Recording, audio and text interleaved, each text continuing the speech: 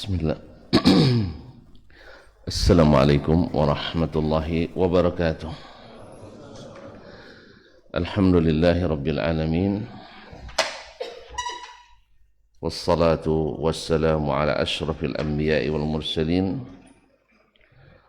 wa ala alihi wa ashabihi ajma'in wattabi'in wa ashabihi al-ghurril mayamin والتابعين لهم بإحسان إلى يوم الدين أما بعد فأوصي نفسي وإياكم أيها المسلمون وأيتها المسلمات بتقوى الله عز وجل رب الأرض والسماوات فإنه قد فاز المتقون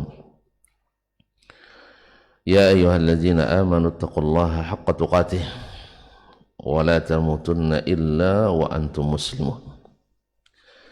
Bapak dan ibu-ibu, saudara-saudara, saudari kaum muslimin dan muslimat yang dirahmati Allah Subhanahu wa taala, bersyukur kita kepadanya di saat yang berbahagia ini. Kita diizinkan berada di majelis yang mudah-mudahan penuh dengan sakinah warahmah ini, dan dikelilingi pula oleh para malaikat yang mereka turun membawa rahmat.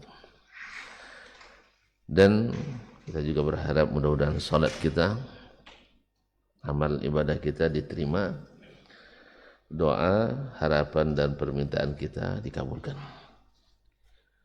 Salawat dan salam kepada baginda Nabi alaihi salatu wassalam yang telah menjadi guru, pembimbing yang telah menggambarkan kita dengan ajarannya. Allah wahyukan kepadanya, lalu dia ikuti dan disebarkannya, dan diperintahkan oleh Allah kita mengikutinya. Mudah-mudahan tidak berat bagi kita untuk taat kepadanya, karena sesungguhnya hanya Allah yang memudahkan itu. Baiklah kaum muslimin dan muslimat dirahmati Allah, masih nampak capek nampaknya. Hah? Atau tidak usah aja teruskan? Nah. Taib, masih pelajaran bersama Syekh Ismail As-Sabuni rahimahullah melalui kitab Aqidatus Salaf wa Ashabil Hadis. Terhenti kita pada alamat ahlil bidah. Selesai beliau membahas tentang adab ahlil hadis, ashabil hadis. Masuk pada alamat ahli al-bidah. Jadi dari judul ini dapat kita pahami bahwa ashabil hadis selalu bertentangan dengan ahli al-bidah. Ashabil hadis selalu ditentang oleh ahli bidah, dan selalu pula yang memberikan gelaran yang tidak baik adalah ahli bidah, karena memang mereka ahli inovasi tiada henti. Inovasi tiada henti. Jadi ada aja gelar-gelar baru yang akan diberikannya. Yang salah tambah dibuat salah, yang tak salah mesti dijadikan salah. Ya, tidak kita makan salah juga, makan salah juga. Pergi kita ke masjid salah juga, tak pergi ke masjid lebih salah juga. Ya memang ada yang salah di situ masalahnya, makanya salah semua. Tapi ashabul hadis tidak. Ashabul hadis berupaya untuk menahan lisan seperti yang sudah kita sebutkan sebelum, atau disebutkan oleh saya sebelum. Ya nam. Baik kaum muslimin dan muslimat yang dirahmati Allah, beliau mengatakan wa alamatul bid'ah ala ahliha badiyatun zahirah. tanda-tanda bid'ah jelas nampak pada ahlinya. Wa azharu ayatihim wa alamatihim syiddatu mu'adatihim li hamaliyat akhbarin Nabi sallallahu alaihi wasallam. Dan tanda-tanda mereka, tanda-tanda yang paling terlihat dan kentara, syiddatu mu'adatihim, mereka sangat keras memusuhi hamalati akhbarin Nabi SAW, terhadap para pembawa berita dari Nabi SAW. Pembawa berita dari Nabi siapa namanya? Ashabul hadis, aqrahalatul athar. Jadi para pembawa hadis dari Nabi SAW, wahtiqaruhum lahum, dan suka merendahkan mereka, yakni wastighfaruhum bihim, dianggap orang-orang yang tidak berpengetahuan atau dianggap orang-orang rendahan.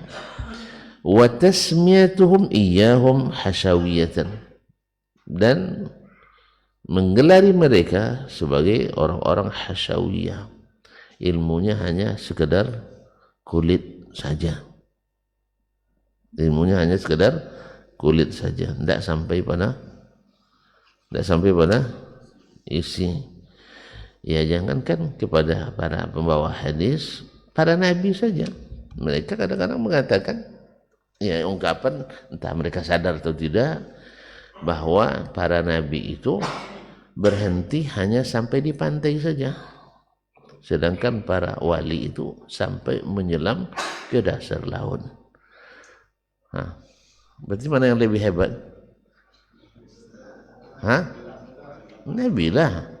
Nabi tahu dia bahwa menyelam itu bahaya. Maka orang itu lemas, mati lemas banyak, tenggelam nih. Makanya banyak mereka yang tenggelam. Kan dilarang berenang juga. Tapi begitulah mereka menganggap bahwa para nabi itu ilmunya tidak sedalam ilmu para wali menurut mereka. Coba yang kan, apalagi kita yang ini ngaji sekali sebulan, ya kan? Sampai ada gelaran Rabu, pokoknya Rabu ngaji, Kamis cukur jenggot, apanya istilahnya? Rabu mulai ngaji, Kamis tidak cukur jenggot, pelihara jenggot, Jumat cingkrang, Sabtu berfatwa. Hati-hati jangan ya, tolong jangan diterapkan itu.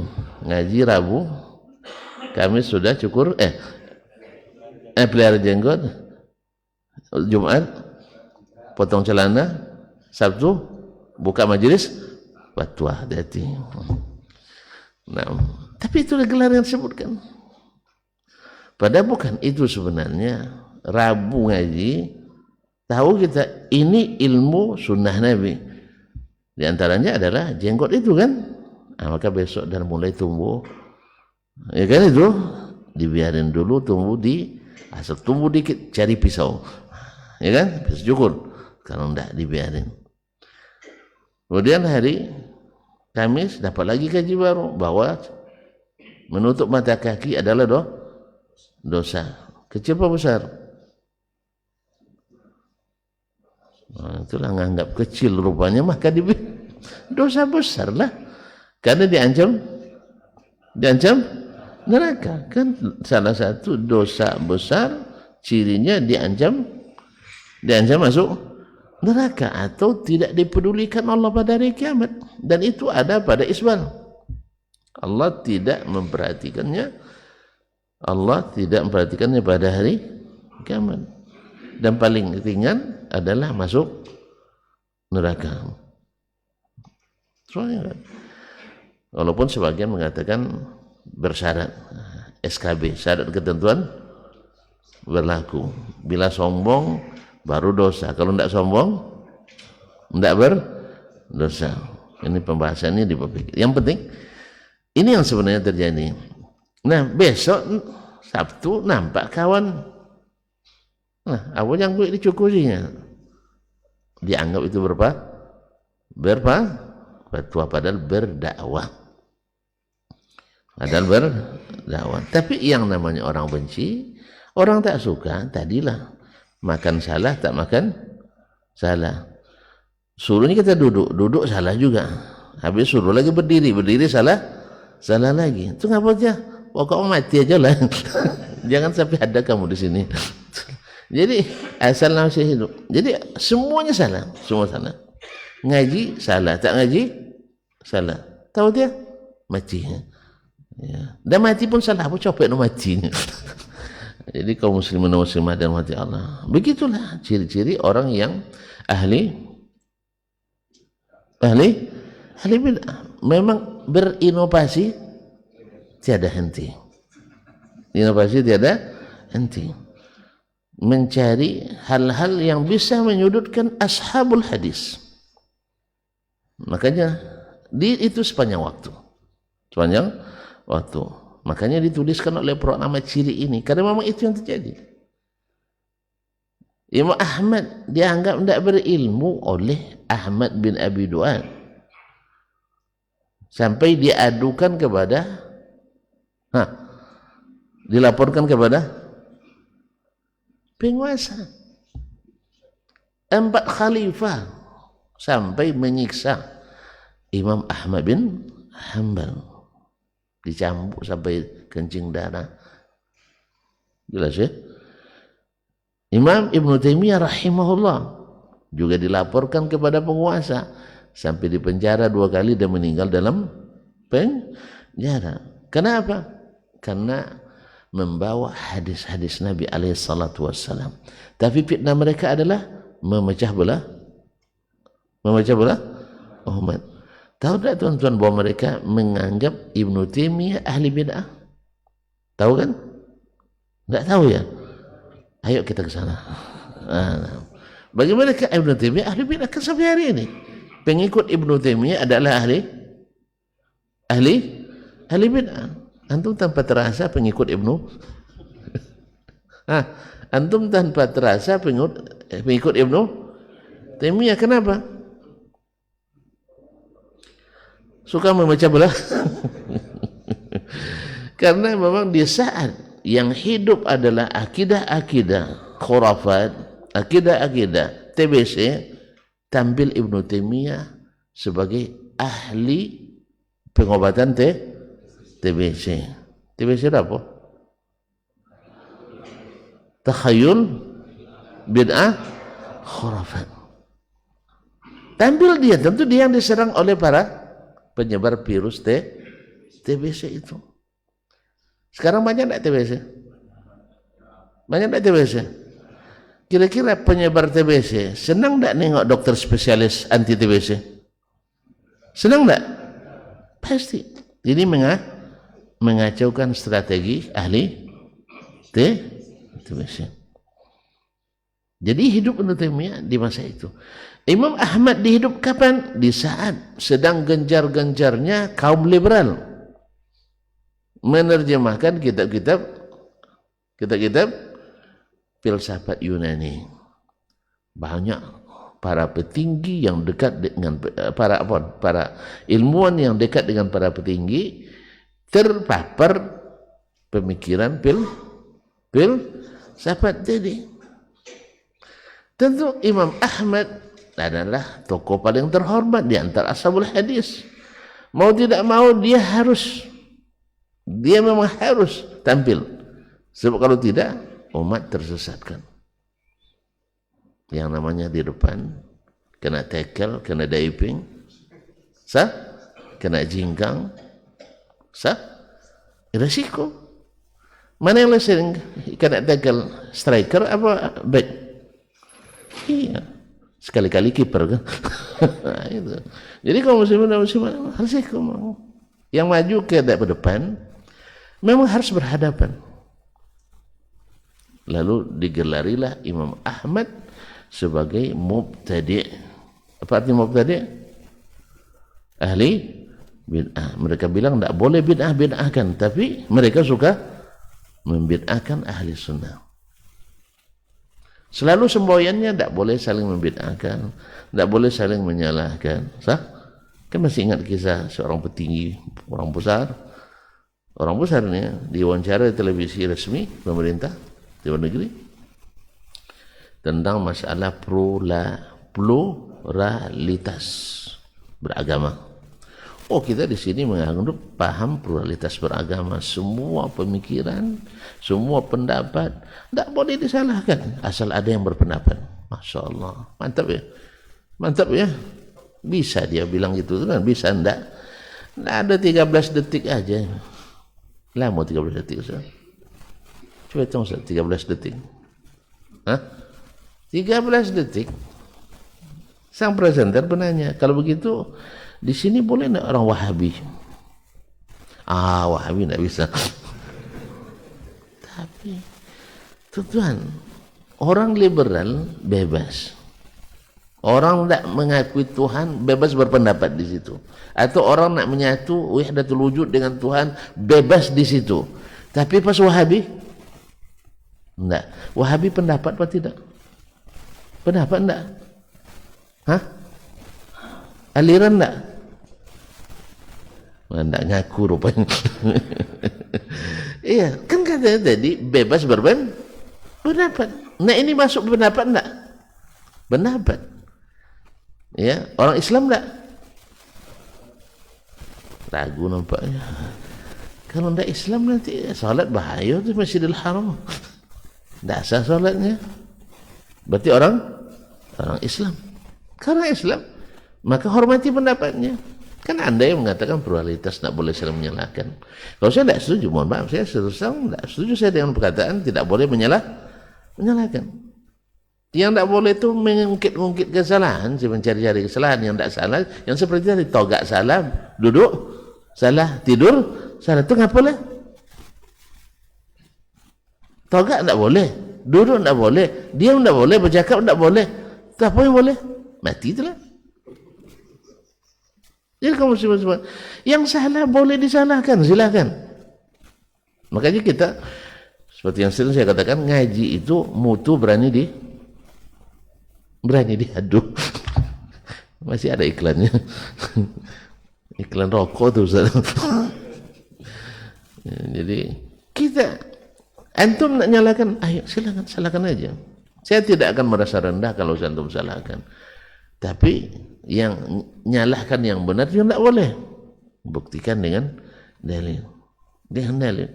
Jangan menafsirkan sendiri apa yang ada dalam hati saya. Itu tidak punya wewenang antum. Allah sendiri juga tidak membolehkan itu menafsirkan niat orang. Belum orang bercakap sudah ditafsirkan. Ini pasti ini tujuannya ini. Di mana antum tahu? Antum tahu niat saya? Ini pasti menyerang saya nih katanya. Ya memang antum bersalah, memang orang bersalah itu takut terus. Seperti kata orang Arab, "Idza sa'a fi'lul mar'i sa'at zununuhu." Orang bersalah itu selalu kata buruk sangka. Makanya orang munafik di zaman Nabi, setiap turun ayat mereka ketakutan. Yahsabuna kulla sayhatin alaihim. Alah, turun pula ayat, pasti awak engkau dah ini.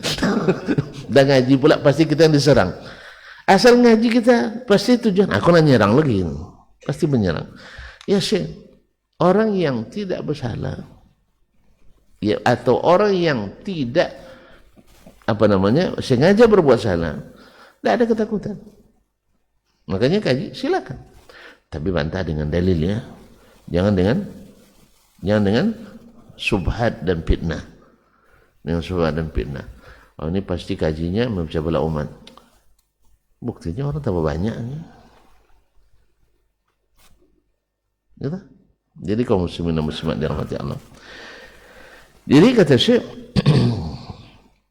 Imam Ahmad dulu dianggap sebagai ahli bid'ah oleh ahli bid'ah. Ahli bid'ah membid'ahkan ahli sunnah. Ahli sunnah. Tapi sesama ahli bid'ah tak boleh saling. Sesama ahli sunnah tentu tidak mungkin saling membid'ahkan. Sesama ahli bid'ah tidak juga boleh saling membid'ah. Pasti yang dibid'ahkan ahli sunnah membid'ahkan ahli bid'ah, atau ahli bid'ah membid'ahkan ahli sunnah. Dan itu terjadi. Tadi saya katakan, Imam Syafi'i kalau hidup hari ini,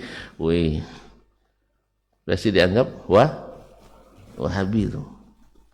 Iya. Ayo kalau enggak percaya berani hidupkan kembali arwahnya. Katanya bisa manggil arwah. Kita kan itu punya ilmu memanggil arwah. Kan baca selawat tertentu bisa manggil arwah. Nah, coba panggil Imam Syafi'i, tanya langsung.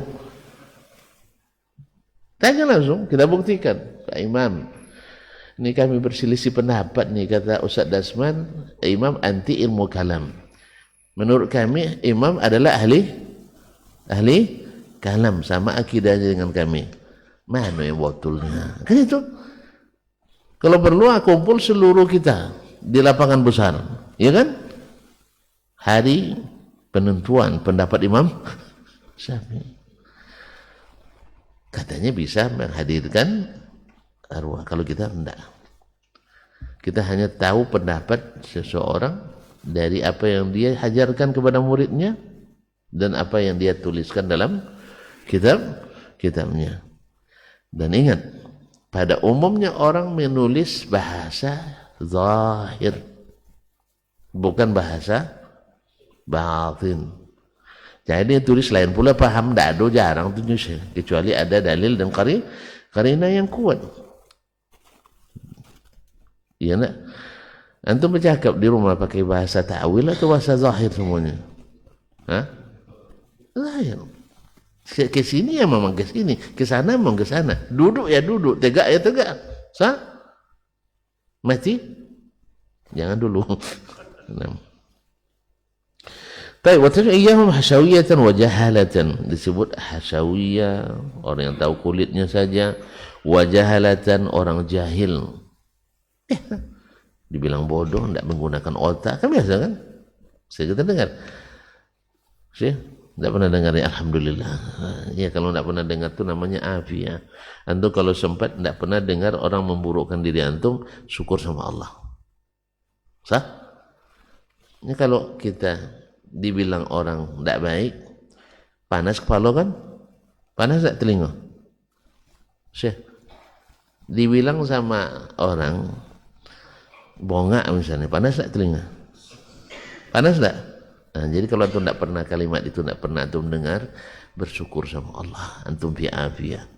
Sah? Tidak sah? Dibilang orang gila, mau? Tidak kan? Dibilang tidak berotak, mau? Tidak kita. Nah, tapi kalau kita tidak pernah dibilang orang kayak gitu, atau tidak pernah mendengar orang bilangin itu, santai hidup. Makanya antum kalau mau tidur jangan buka Facebook. Ya, jangan buka Facebook. Kalau bisa tidak usah Facebook, buka Facebook selamanya. Kecuali yang tugas-tugas kita.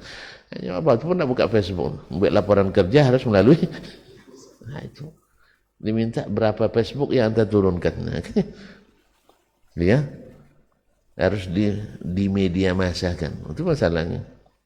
Ya, kalau itu berhenti kita jadi pengajar. Nah, apalagi berdagang online. Terpaksa main Facebook terus. Nah, Allah musta'an. Kalau tidak sabar, kalau bikin mata tidak mau tidur, jangan buka Facebook. Jelas? Itu kalau saya tidak ada pengaruh. Yang tidak ada pengaruh insyaAllah. Orang bicara apa? InsyaAllah bismillah, ambil wudu, baca doa. Kadang belum selesai doa tidur, nanti tidur.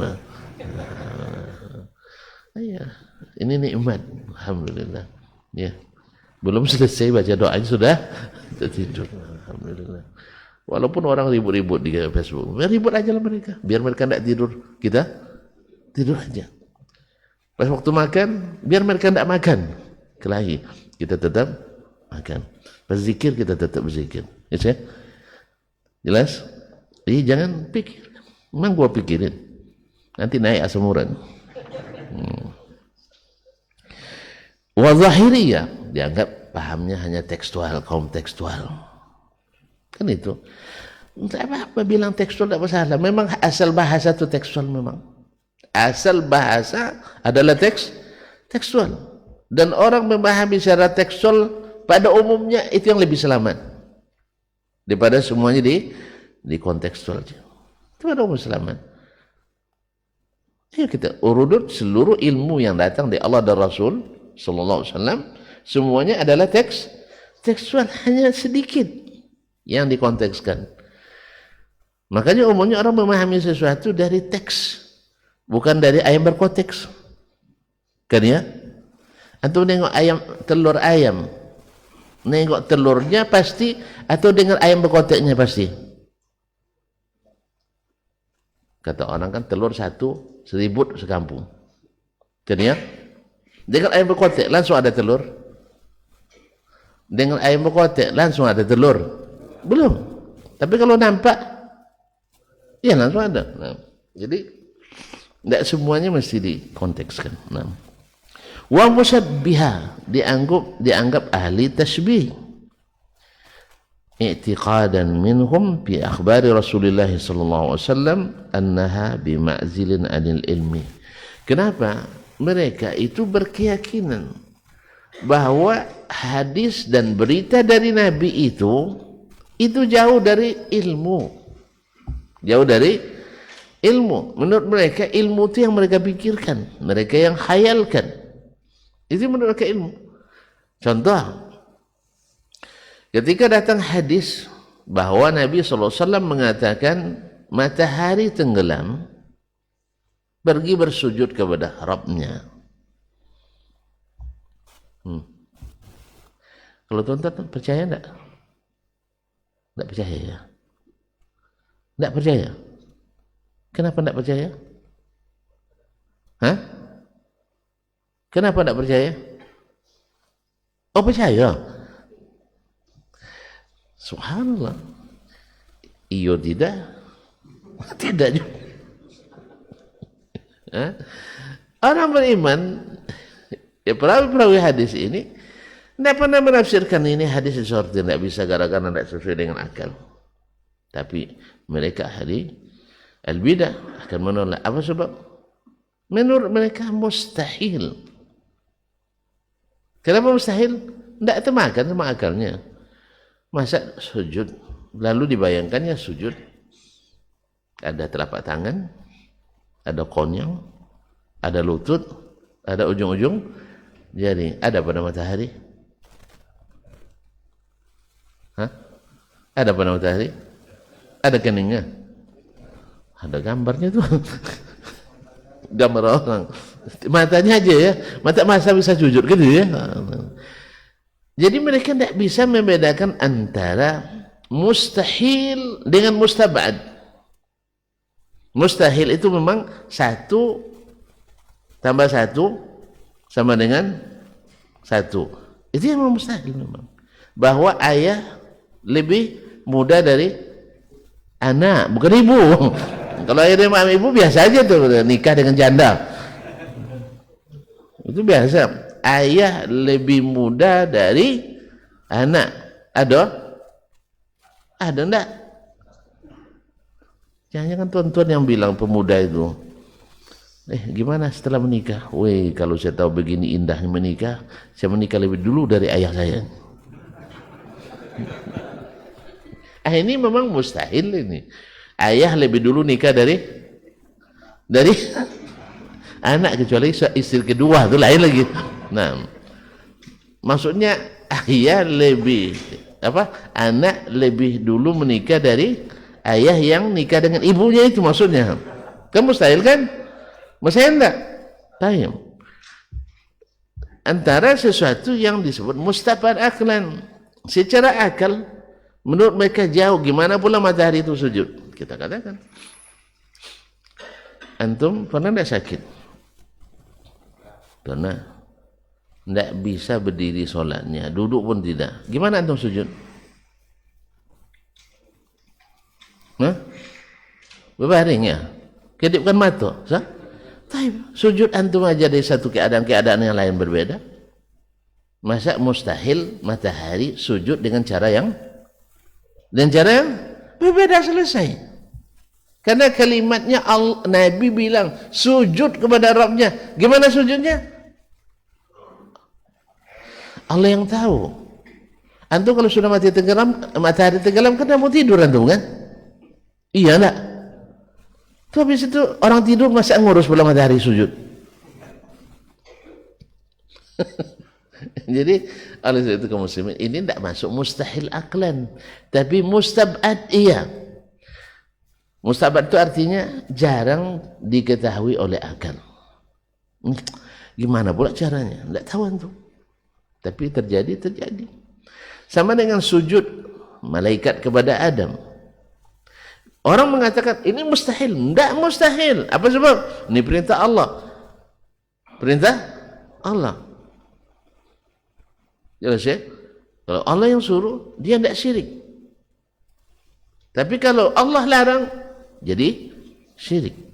Makanya kan sujud nanti Pak Adam sujud sama Pak Iblis. Pak Iblis sujud sama Pak, misalnya Pak ada kan ada nama orang Adam sekarang kan. Pak Adam kan salah saya. Bukan Nabi Adam maksud saya, Pak Adam. Lalu di situ ada Pak Iblis. Jangan suruh Pak Iblis sujud sama Pak Adam. Kenapa enggak? Bukan perintah Allah. Nabi Ibrahim sallallahu alaihi wasallam disuruh menyembelih Nabi Ismail anaknya. Syekh, antum kalau mimpi mau enggak melakukannya? Ustaz jawablah. Mau enggak? Senang marah pula sama saya. Sempat mimpi disuruh nyembelih anak, mau enggak? Kenapa? Karena kita bukan Nabi. Nabi dapat wahyu, kalau kita dapat wangsit. Tidak bisa, tidak boleh kita. Nah, membunuh anak kan dosa, iya. Tapi kalau perintah Allah, kalau asalnya membunuh anak dosa apa pahala? Dosa kecil besar. Terus, tapi kalau Allah yang perintahkan, dosa juga. Pahala. Bukti berpahala dipuji Allah sampai hari kiamat. Dipuji Allah pekerjaannya itu. Karena yang berhak memerintah menegah itu hanya Allah SWT. Jelas kaum muslimin. Menumpahkan darah dilarang, haram. Satu darah yang tumpah sama dengan menumpahkan seluruh darah manusia semuanya. Tapi kalau disuruh Allah, dosa berpahala. Pahala. Maka orang pergi berjihad, lalu dia bunuh orang kafir di medan jihad, bukan di medan jahat. Tahu medan jihad dengan jahat? Enggak tahu juga itu, makanya tentu tidak boleh belajar jihad itu masalahnya. Akhirnya salah kerjakan. Medan jihad bertemu pasukan kaf, tidak boleh juga sebut orang kafir. Serba payah kita ngaji sekarang. Pasukan kafara dengan pasukan muslim. Muslim non muslim. Di mana ketemunya? Di kafe, di kedutaan, di plaza, supermarket. Di mana ketemunya? Di medan perang. Kalau ada medan perang, antum bilang, tidak boleh bunuh orang doang, gitu-gitu ya. Tidak ada cerita medan perang itu. Ya, yang namanya medan perang dibunuh atau membunuh. Itu semuanya di agama manapun. Kalau sudah berperang, mesti saling bunuh. Cuman kalau Islam punya aturan, itu aja. Li'la'i kalimatillah. Tidak seperti orang tuh, orang menyerah pun dihabisi. Nah, kalau itu enggak. Jadi ketika di medan perang berpahala atau berdosa? Apa buktinya?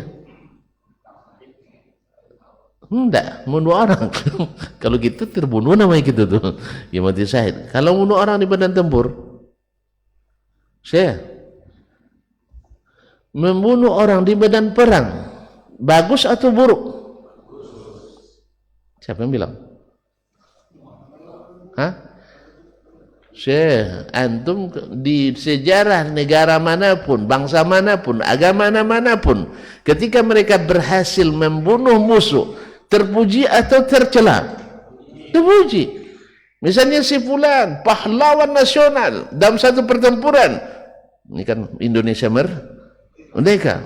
Nah, membunuh 70 orang dalam satu pertempuran. Yang satu 7 orang. Mana yang lebih tinggi? Kalau dikasih bintang Mahaputra, mana yang dapat? Yang 70. Dia semua terpuji. Apa sebab? Karena menurutnya itu disyariatkan. Jelas. Jelas saya ulang lagi. Nah, jadi paham tak sih? Nah, diperintahkan Allah itu berpahala.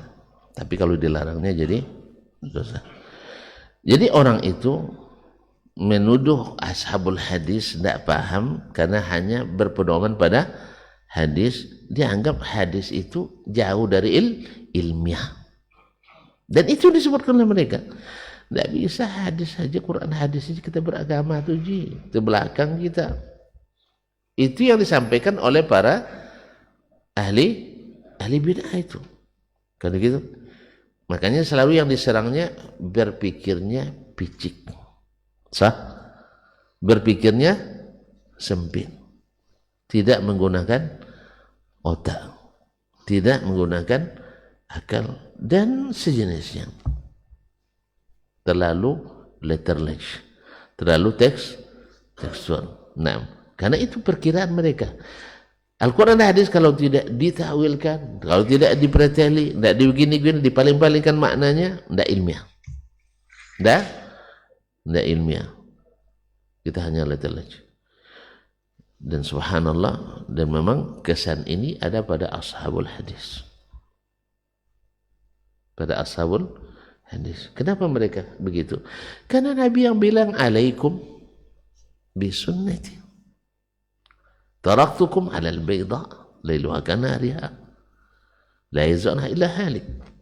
Nah, dan itu yang diikuti para sahabat, sehingga tak satu pun mereka terlibat aliran sesat. Itu terbukti. Mereka tidak mengetahui beragama kecuali Al-Quran dan hadis. Pemikiran, pendapat, hawa mereka jauhi, sehingga mereka menjadi generasi as-salafu as-salih yang selamat semuanya tanpa kecuali. Kalau generasi tabi'in tidak selamat semuanya. Ada yang terpapar COVID abad kedua. Nah, ada yang terpapar penyakit itu, penyakit bid'ah, khurafat dan takhayyul. Sahabat enggak. Apa sebab? Enggak ada dalam hadis itu. Enggak ada dalam hadis. Demikian juga orang-orang yang setia mengikut sahabat dengan cara itu, mereka juga selamat. Karena beragamanya seperti beragamanya Nabi dan para sahabat. Kalau ahli bidah kadang enggak. Yang penting mana yang mayoritas. Berpegang juga sama hadis mungkar itu, alaikum bisawadil a'zam. Hadisnya hadis mungkar, lemah sekali. Andainya pun sahih, patut diterapkan di zaman Nabi alaihi salatu wasallam para sahabat. Karena memang as-sawadul a'zam ahli sunnah. Kalau sekarang yang as-sawadul a'zam ahli sunnah, ahli bidah. Ustaz, yang sekarang as-sawadul a'zam pecinta bid'ah atau pecinta sunnah? Apa saudara azam itu? Mayoritas menghidupkan sunnah atau menghidupkan bid'ah? Berarti antum nuduh mereka ahli bid'ah ya? Itulah pahalanya tuh, suka membid'ahkan. Ini yang tak boleh ngaji itu, begitu tuh tak boleh. Ahli bid'ah tak boleh dibid'ahkan, tapi ahli sunnah boleh dibid'ahkan. Ya, itu.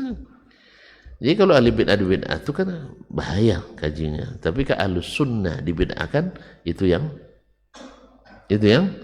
hebat. Nah, apa bid'ah mereka? Tidak mau menerima bid'ah hasanah tuh.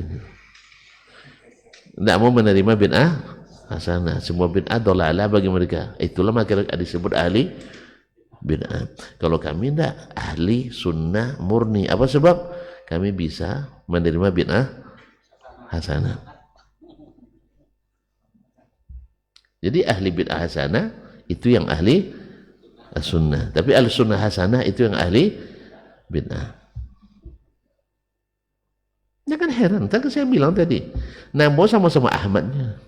Sama-sama Ahmad. Satu Ahmad bin Hanbal ahli hadis. Satu Ahmad bin Abi Duad ahli filsafat, kalam. Ahmad bin Hanbal mengatakan Ahmad bin Abi Duad ahli bid'ah. Dan itu yang benar. Karena dia menghidupkan bid'ah. Nah, Ahmad bin Abi Duad menganggap Imam Ahmad sebagai ahli bid'ah. Apa sebab? Tidak menerima bid'ah. Jadi karena Imam Ahmad tidak mau menerima bid'ah, dianggap sebagai ahli bid'ah. Karena memang orang tersesat tak pernah sadar dia tersesat. Kalau dia sadar tersesat, tidak mau dia tersesat. Allah musta'an. Wa annal ilma yulqi syaitan ilaihim min tanaiji uqulihim fasidah. Ilmu itu mereka adalah sesuatu yang dibisikkan syaitan melalui akal-akal mereka yang rusak itu. Ada akal-akal yang rusak. Wa wasawisi sudurihim al-muzlima, dan was-was yang ada dalam hati mereka, bisikan-bisikan dalam hati mereka yang gelap itu. Wa hajiz qulubihim khaliya minal khabar, dan apa-apa yang terbersit dalam hati yang tanpa dasar khabar. Khabar adalah nama lain dari hadis, tanpa dasar hadis Nabi SAW. Wa kalimatu mawjumul atilah, dan kalimat-kalimat mereka, ungkapan-ungkapan, kan ada istilah-istilah tidak ada dalam istilah hadis, seperti jisim, seperti al-arad, seperti al-jauhar, seperti al-adr dan sebagainya, istilah-istilah ilmu mantiq yang dipaksakan untuk memahami hadis-hadis Nabi SAW, atau al-jarihah.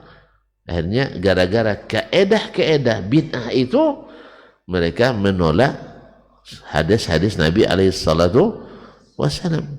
Ketika ada hadis dikatakan Allah memiliki tangan, lalu mereka ajukan gugatan, ini tangan yang maksud jarihah atau bukan jarihah? Kalau kita jawab bukan, berarti tidak ada.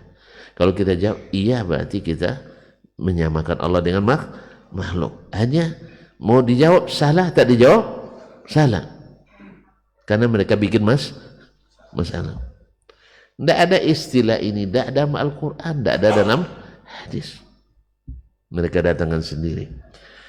Kemudian Allah di atas, bertempat atau tidak bertempat? Atau gimana jawabnya? Dibilang tidak bertempat, tidak mungkin tunjuk sah. Dibilang bertempat, sama dengan makhluk. Kalimat Allah mawjud bila makan tidak ada dalam Quran, tidak ada dalam hadis. Didatangkannya kalimat-kalimat yang tidak ada dalam Quran dan hadis, lalu dipaksa kita untuk menjawab iya salah, menjawab tidak salah menurut mereka. Akhirnya ditolak lagi Al-Quran dan hadis Nabi.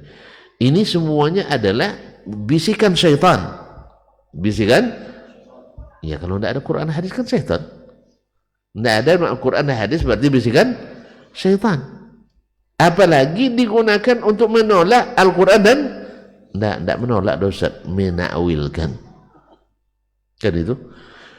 Kalau kita bilang menolak kan kafir, menolak Al-Quran dan hadis. Tidak menolak, tapi menakwilkan. Ada bezanya. Ada bedanya menolak dengan menakwilkan. Ada bedanya. Beda nama. Bapak diterima jadi pegawai, tapi tidak boleh bekerja di sini. Sebulan ditolak, sama tidak dengan bapak? Hah? Sama tidak? Apa ditemunya Pak? Tapi kojo 50 tahun ke binatang. Itu ada gaji? Tak. Jadi Al-Quran, hadis, sahih diterima. Cuman bukan itu yang dimaksud. Yang dimaksud mana? Yang dalam pikiran mereka.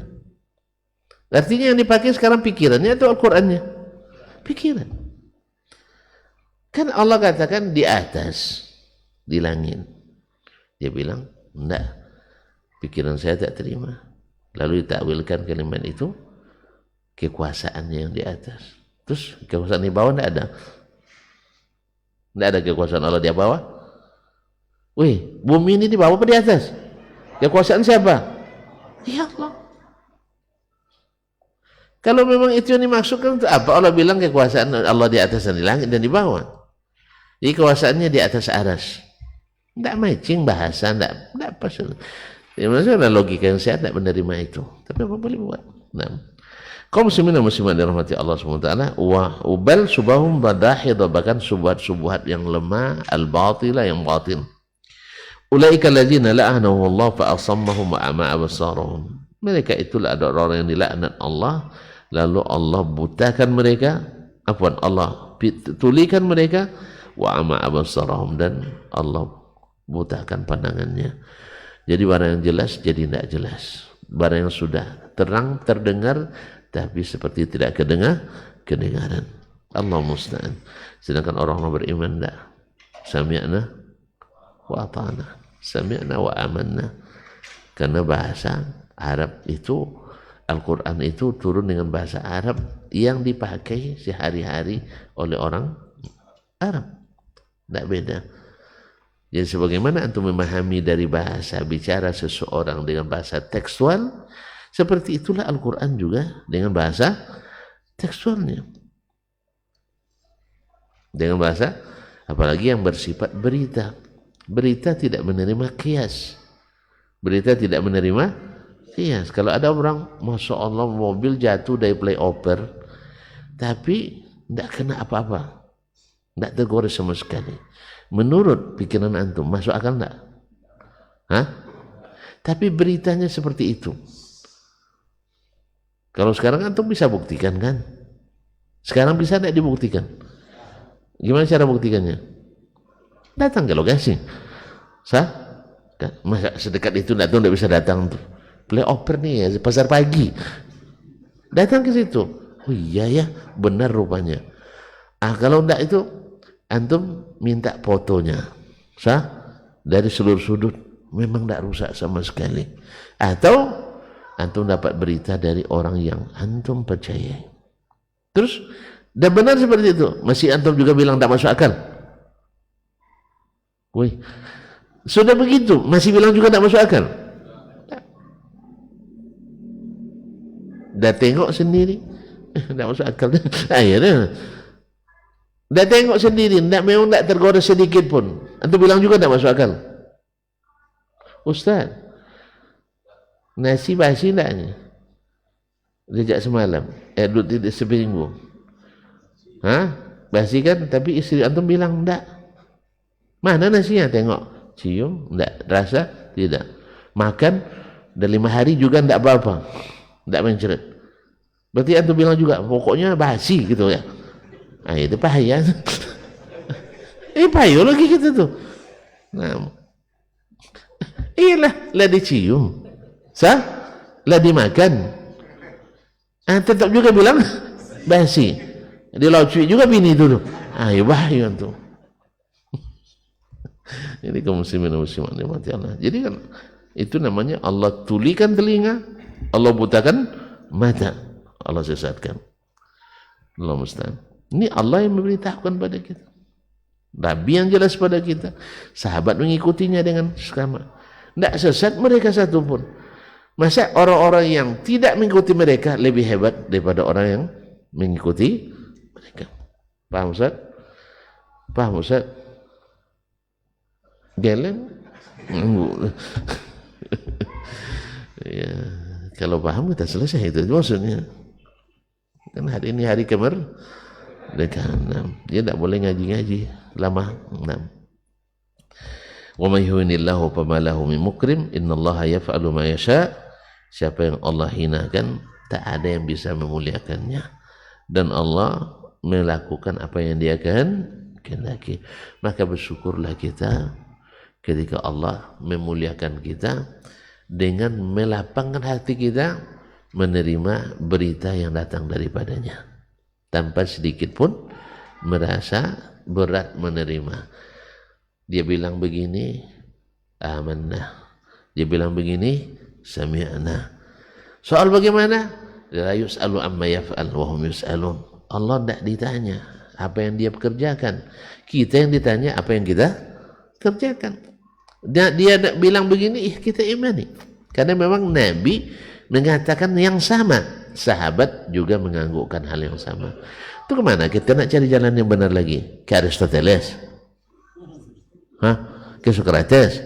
Ke Plato? Charis? Nah, mungkin. Nah. Oleh itu kaum muslimin dan muslimat, agama ini sebenarnya simple, mudah. Cuman ketika kita berbelok-belok, akhirnya susah. Makanya Nabi bilang, ini jalan saya lurus.